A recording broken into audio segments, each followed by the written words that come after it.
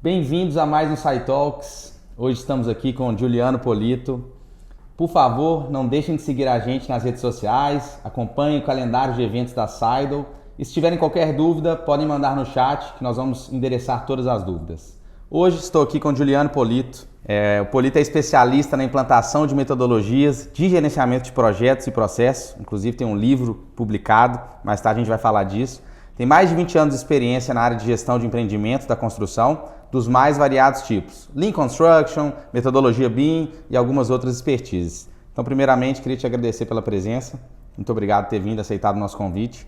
E hoje a gente vai falar um pouquinho de ecossistema digital, potencializando operações no mercado imobiliário, que é uma das suas expertises. Então, acho que para começar, Polito, você podia contar um pouco da sua história e como que você chegou até aqui nessa jornada profissional. Bom, primeiro, obrigado aí pelo convite, é um prazer a gente bater esse papo, dividir histórias aí. Eu sou engenheiro civil de formação, sou de Belo Horizonte, desde sempre trabalhei com empreendimentos de construção e participei de muitas reestruturações de processos, de empresas, de metodologias. Então, durante esses anos todos eu tive a oportunidade de reimplantar e reestruturar várias vezes os processos de construção, e cada vez que a gente vai reestruturando, a gente aprende coisas novas, a própria tecnologia vai nos dando aí mais recursos, mais capacidade, e a gente, nesses 20 anos aí, já trabalhei com obras industriais, prediais, residenciais, hotéis, retrofits, então um pouquinho de experiência aí em vários setores. Um pouquinho você está sendo humilde, mas mais uma qualidade sua.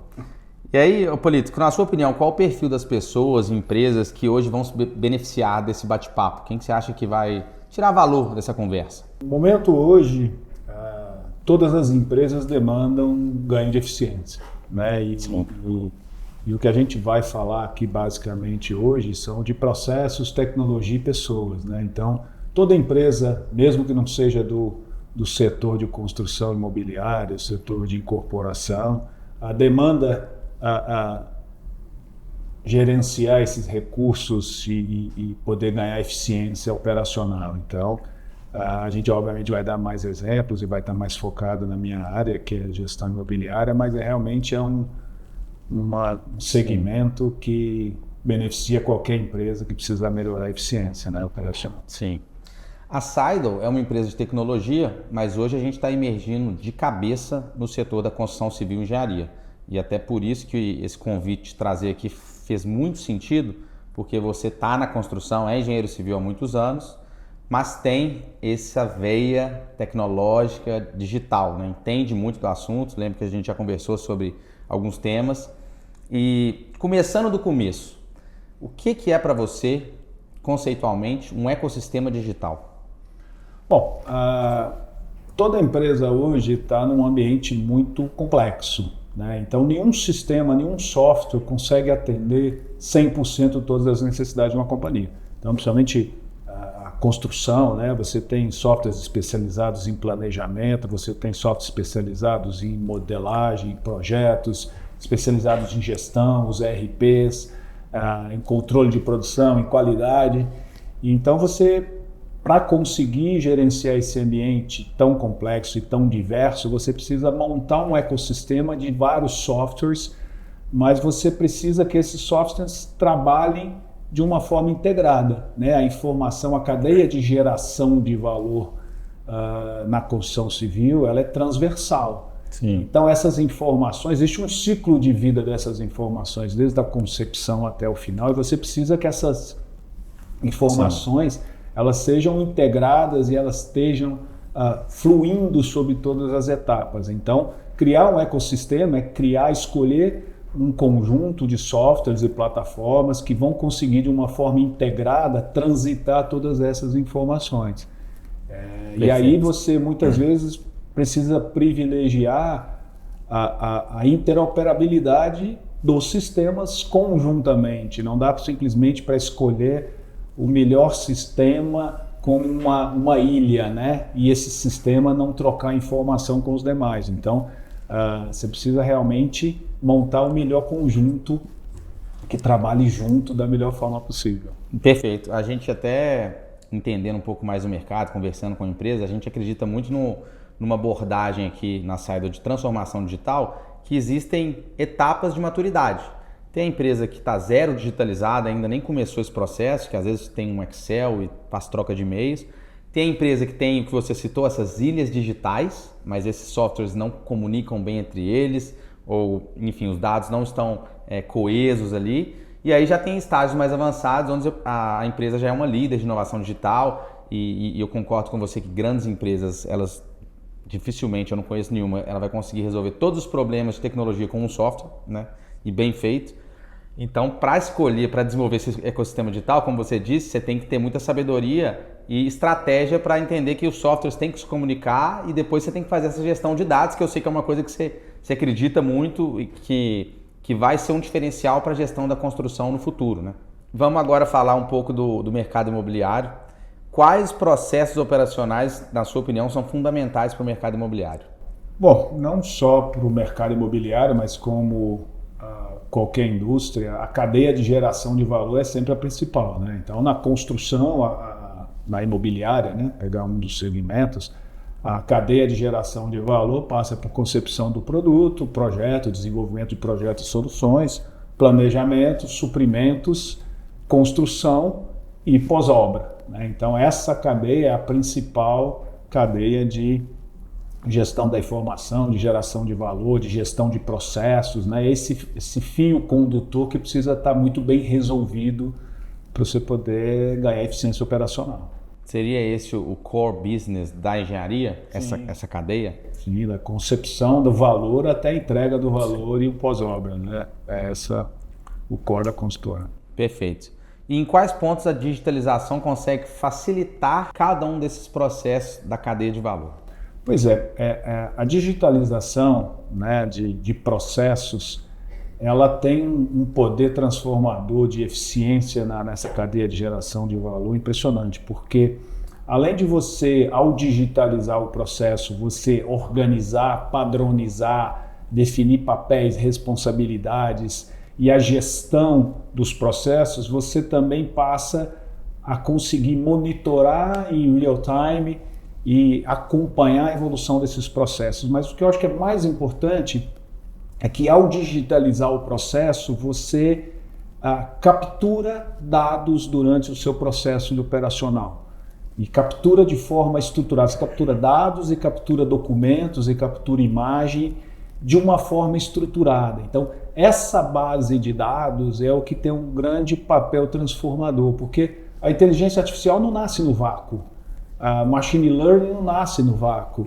A visão computacional ela não é criada no vácuo. Você precisa de dados e dados de qualidade. Então, ao ter processos digitalizados e organizados, o mais importante é que você começa a ter dados da sua operação, coisa que você não tem de forma analógica, né? É impossível, papel físico, é impossível gerenciar. Você tratar essa informação, principalmente em real time. Sim. Então, a velocidade de resposta que a gente precisa dar hoje a esse mercado tão volátil, tão incerto, tão complexo, você só vai conseguir com dados em real time, dados de qualidade. Sim. Então, esse é o grande diferencial de ter processos digitalizados. O grande desafio de caminhar na digitalização não é a digitalização em si, porque você tem grandes plataformas hoje, como a Seidel tem, e muitas, a maioria delas em low code, que você consegue com muita agilidade organizar seus processos, revisar seus processos, estruturar toda essa captura. O problema é que o grande desafio é um passo atrás, é organizar os processos, né? E a empresa sentar e realmente colocar no papel quais são os processos operacionais dela, os passos, os papéis, as responsabilidades, para que isso depois seja digitalizado, né? Sim. Então, basicamente, as empresas não conhecem os seus processos. Sim. Poucos se dão o trabalho, não tem glamour, né? Não é sexy fazer um trabalho de analisar processo, tirar gargalos, Sim. tirar ineficiências, tirar passos redundantes que não agregam valor, discutir muitas vezes, né? Como os processos são transversais, você precisa discutir entre áreas a necessidade de um passo, de uma aprovação, se aquilo agrega ou não agrega valor. Então, todo esse trabalho, porque a digitalização, se você digitar lixo, vai gerar lixo. Se você digitalizar ineficiência, você vai produzir ineficiência de forma mais eficiente. Vai ser mais rápido ser ineficiente, né? Você vai ser melhor, você vai ser ineficiente de uma forma melhor. Sim. Então, esse paradigma, as empresas precisam vencer. Sim. E assim, eu vejo muitos erros que as empresas cometem aí nessa jornada. Eles acham que é coisa de TI, né? Chama o gerente de TI e ele digitaliza os processos. Ele não conhece o processo da engenharia, que o engenheiro conhece, né? Que o cara dá. Exatamente. O gerente da TI, o pessoal, a equipe da TI precisa com certeza estar junto. Eles são o recurso, o conhecimento da plataforma, mas quem conhece o processo é quem opera o processo, né? Você precisa de ter autoridade para que as pessoas façam e mudem o processo. As pessoas não querem mudar, as pessoas não querem mudar o jeito como fazem, as pessoas às vezes não entendem a importância dessa informação estruturada, né, os ganhos que as empresas têm. Você precisa de recursos e muitas vezes é o gestor da área que vai disponibilizar tempo para que as pessoas invistam nesses processos. Então, assim, o papel do gestor, de quem detém a autoridade, o conhecimento e os recursos, é fundamental. É ele que realmente vai fazer a digitalização acontecer, né? Não é um trabalho de TI, né? Sim.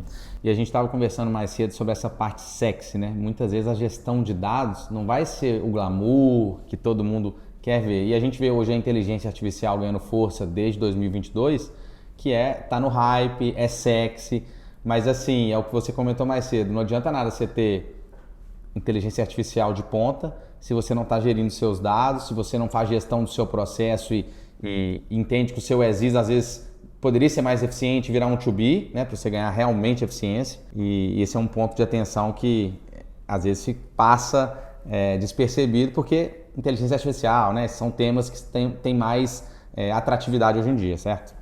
E montar uma base de dados, né, porque a qualidade da análise da inteligência artificial, da estatística, está muito relacionada à quantidade de dados e à qualidade deles. Então, ir formando essa base demanda tempo, né? Você vai formar com a sua própria operação.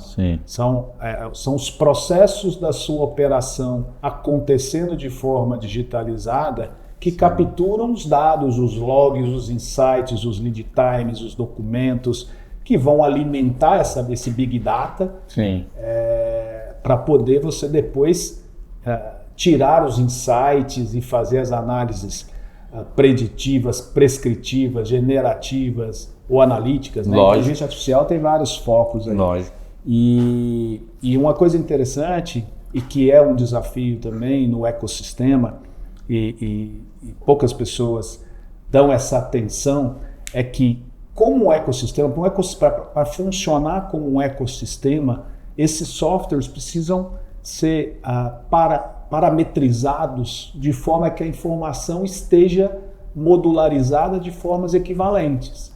Por quê? Porque se eu estruturo softwares de forma independente, os dados entre eles não são compartilháveis. Então, só dando um exemplo mais objetivo. A forma como eu orço o empreendimento precisa ser a forma como eu projeto e modelo, a forma como eu compro, a forma como eu pago, a forma como eu inspeciono qualidade, inspeciono segurança, gerencio documentação, faço o upload de documentação. Então, apesar de serem softwares especializados, independentes, eu preciso ter chaves primárias que me permitam correlacionar todos esses dados e ser uma única base de dados. Perfeito. É como se você formasse uma rede neural, um grafos.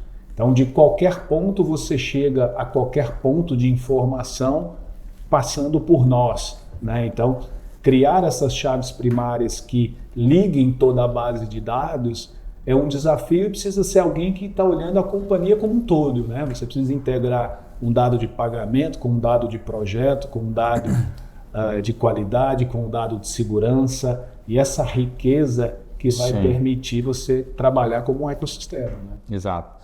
Eu ia te perguntar sobre os desafios de implementar um ecossistema digital, mas você já mencionou vários, né? Desafio cultural, né? De ter autoridade, a resistência à mudança, que são desafios comuns dos softwares compartilharem e serem modulares e parametrizáveis, né? Compartilharem os dados, né? Não ter coisas independentes que não comunicam bem.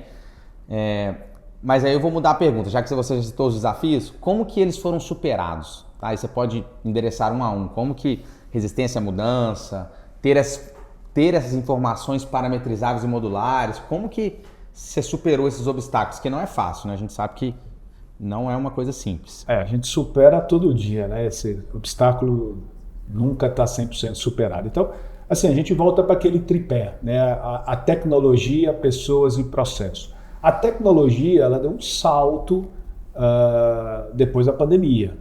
É incrível o que hoje os BPMs são capazes de fazer e simplificar e organizar dados, informações, passos, a flexibilidade. Então, tecnologia hoje não é mais um desafio. Sim. Ela avançou muito mais do que a gente tem condição hoje de usufruir ou surfar. Né? Não é capacidade de processamento mais, a computação em nuvem deu uma flexibilidade, hoje tudo é plug and play. Então, para botar uma plataforma dessa de BPM ou qualquer software hoje de SaaS rodando, é quase que assinar e começar a operar, né? Não tem mais que carga em servidor, como era alguns anos atrás, etc. Então, tecnologia do tripé está resolvido, você compra esse conhecimento de uma forma muito simples hoje. A parte de processo demanda um pouco de conhecimento, esse reconhecimento da companhia, que é um passo sem glamour, mas importantíssimo, fundamental para se digitalizar. Então, é trabalho, é hora homem analisando, é reuniões de equipe integrando o conhecimento. Ninguém detém hoje todo o conhecimento, né? E uma coisa que é difícil nesse processo de acordar o melhor processo mais eficiente é que o melhor para o processo não necessariamente é o melhor para cada parte. Ou seja, o processo mais eficiente não é a soma de subprocessos o mais eficiente possível, porque a eficiência de um processo pode jogar ineficiência para o todo. Então, cada área normalmente gosta de olhar para o seu quadrado, né? Qual é o processo mais eficiente para eu lançar uma nota. Mas pode ser que ter uma ineficiência nesse processo vai gerar dados, vai colocar eficiência no processo como um todo, que vai permitir uma série de outras conferências, análises, melhores decisões, né? Melhores decisões a tempo. Então, você precisa muitas vezes sacrificar um subprocesso para que você tenha o melhor processo como um todo. Então, essas negociações, elas são difíceis, porque cada um está defendendo aí um pouco o seu pedaço do processo. Então, essa parte também é superável. E a parte hoje que a gente tem investido muito e que ela é a mais desafiadora são pessoas, né? Então, eu tive a experiência recente, e em 2 anos e meio, a gente digitalizou 100% de uma operação de construção, projeto construção, e a velocidade que a gente consegue implantar as melhorias, as pessoas não conseguem acompanhar. Então, precisa ter um investimento maior, né? Olhando para trás hoje, eu teria um pouco mais de foco no desenvolvimento das pessoas, porque é tudo muito novo, né? Inteligência artificial é muito novo, processos digitalizados são muito novos. Eles entenderem, uma coisa que a gente percebeu, que eles entenderem a importância daquela informação que ele está lançando ali, no todo. Né? Então, assim, às vezes aquela informação é a chave primária que vai ligar aquele pedaço do processo a um ecossistema. Então, ter o compromisso de que aquela chave primária realmente esteja correta é um desafio. E quando você explica isso e mostra a justificativa certa para essa pessoa imputar o dado, fazer a tarefa dela ali no processo que digitalizou, além dela se sentir parte do processo, porque você explica o todo, ela vê, é muito importante eu fazer isso, né? Enquanto quando você só vai lá e você precisa fazer isso, às vezes ela não tem noção do poder e da importância daquela atividade. Inclusive na Sidle, somos uma empresa de tecnologia e até aqui o grande desafio são pessoas. Quando a gente vai implantar um novo processo, pessoas é a parte mais desafiadora e talvez mais importante de todo esse tripé que você mencionou. Você comentou aí que você fez parte de uma digitalização 100% de um projeto, de uma obra. O que mais mudou na sua vida profissional depois que você teve contato com um ecossistema digital robusto? Os paradigmas acabam sendo muito confrontados quando você parte para uma digitalização completa. Então, você começa a conseguir enxergar coisas que você não enxergava no processo analógico.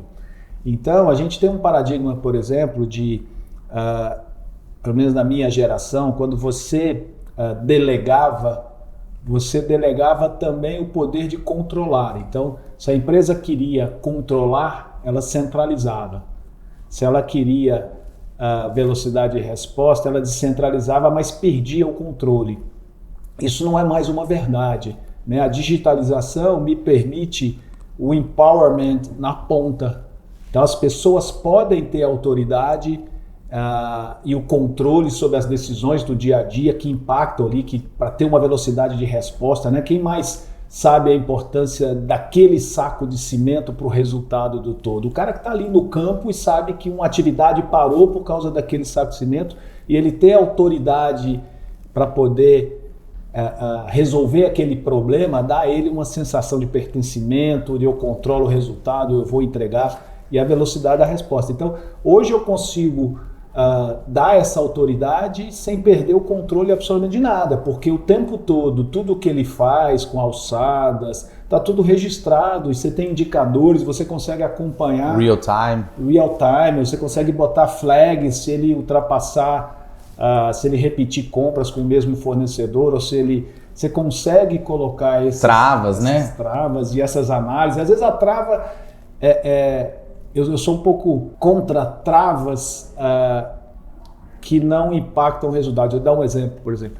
A gente, quando começou a digitalizar os processos de suprimentos, a gente percebeu que, ao centralizar tudo, a gente se deparou com uma quantidade de compras e processos enorme. E aquilo foi escalando, a gente começou muitas obras e a gente precisava, de alguma forma, melhorar a eficiência dos processos para poder dar conta daquele campo de processo. Sim. E a gente centralizou os suprimentos. Sim. E aí, analisando os dashboards que a gente consegue gerar a partir dos dados, a gente percebeu, a gente fez aplicou uma análise que chama Fibonacci, que é o 80-20, dentro do 80-20, dentro do 80-20, dentro do 80-20, você vai...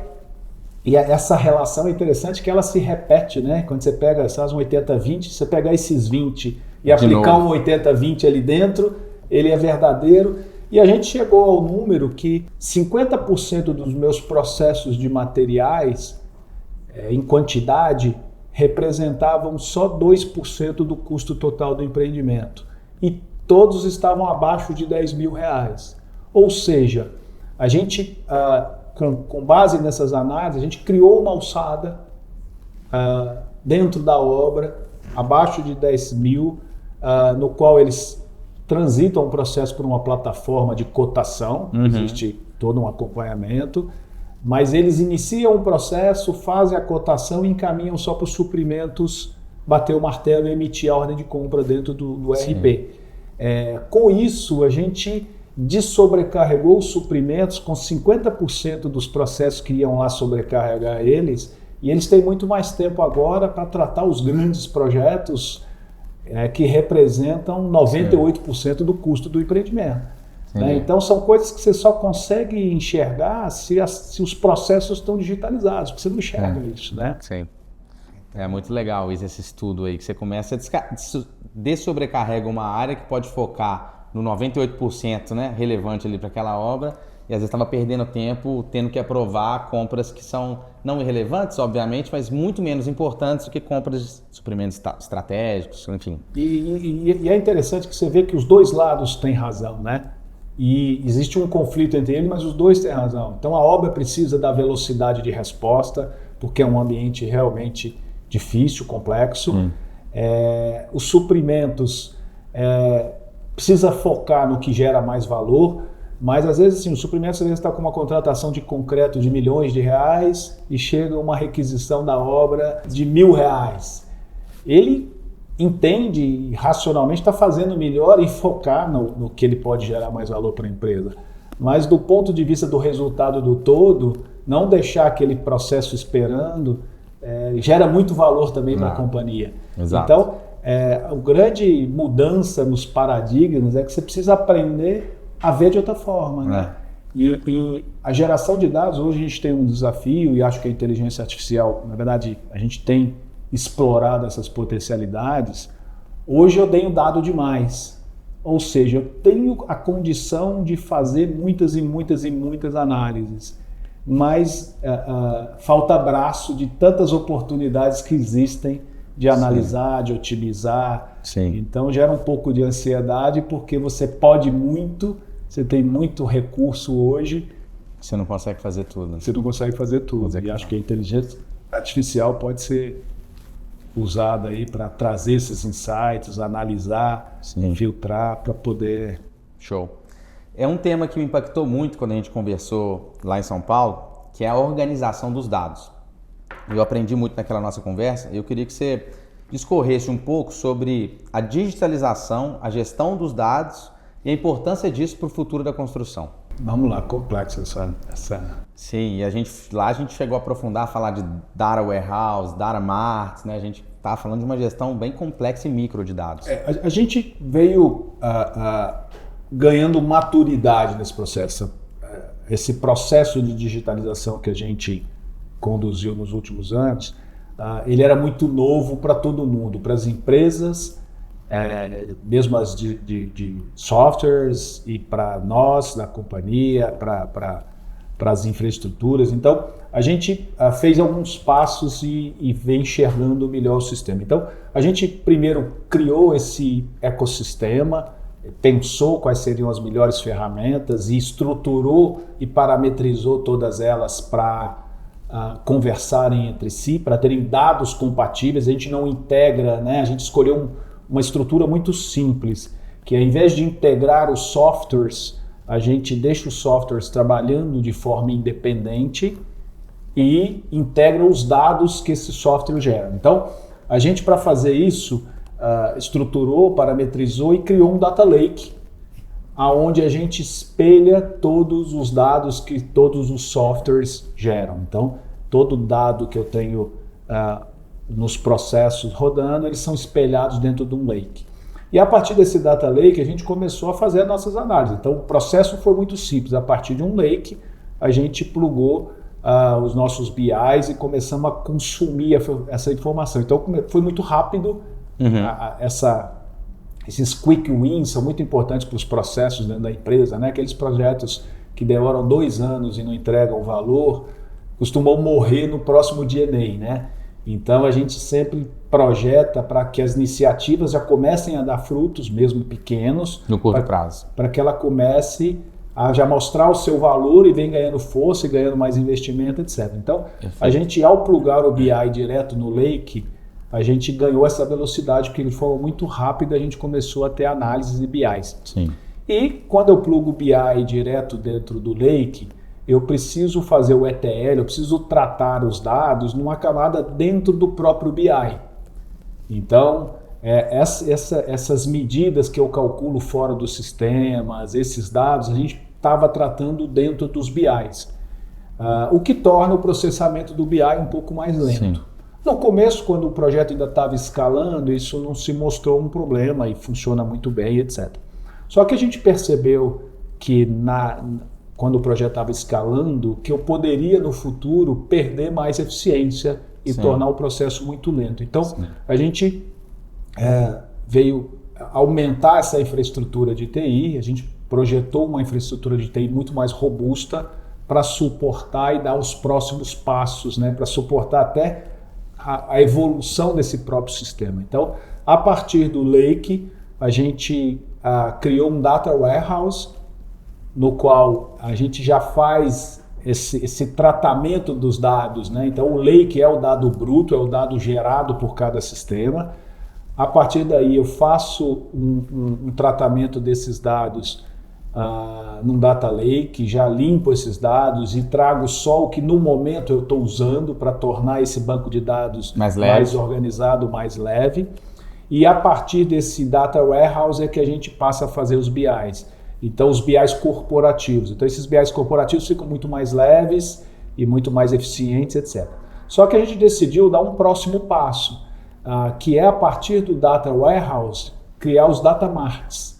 Os data marts nada mais são do que conteúdos menores de dados com uma camada semântica, né, uma camada mais amigável para o usuário da ponta poder entender aquelas tabelas e aqueles dados, com uma camada de segurança maior, porque você vai pulverizar um pouco mais o uso do dado e o LGPD, a gente precisa ter muita responsabilidade com como os dados estão transitando dentro da companhia. Sim. Então a gente criou um novo nível de banco de dados com pequenos conteúdos, com bancos de dados menores, para que a gente criasse o self-service BI. Sim. Então não é para toda a companhia, mas aqueles usuários mais seniors que analisam mais, os gerentes de planejamento, de custo, possam criar os seus próprios insights, possam trabalhar os seus BIs e mudar e criar novas